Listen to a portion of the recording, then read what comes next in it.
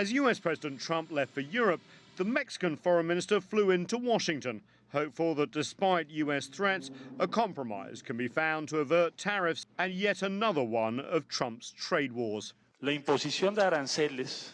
Slapping tariffs, along with the decision to cancel the aid programs to the northern and Central American countries, could have a counterproductive effect and would not reduce the migration flows.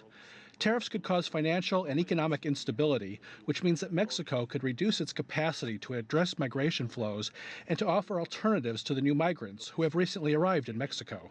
The US president has been frustrated with the lack of success he's had in tackling illegal migration. A key campaign pledge to build a wall along the southern border and have Mexico pay for it has failed, and draconian immigration policies have led to a spike in detained immigrants, including children held for long periods of time. There have been several deaths. And there's also been a spike of asylum seekers traveling from Guatemala and Honduras. While Trump will be out of the country for the negotiations, he tweeted before he left, Mexico is sending a big delegation to talk about the border. Problem is, they've been talking for 25 years. We want action, not talk. They could solve the border crisis in one day if they so desired. Otherwise, our companies and jobs are coming back to the USA.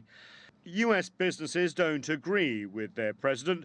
They know that any tariffs will hit the US side of the border hard and could upset complex supply chains from autos to avocados. Our first goal is to persuade the administration that this is the wrong approach, that it goes against his top legislative priority and ours, USMCA, that the negative impact that it will have on the economy won't solve the problem at the border, and to kind of get off tariffs and onto other solutions.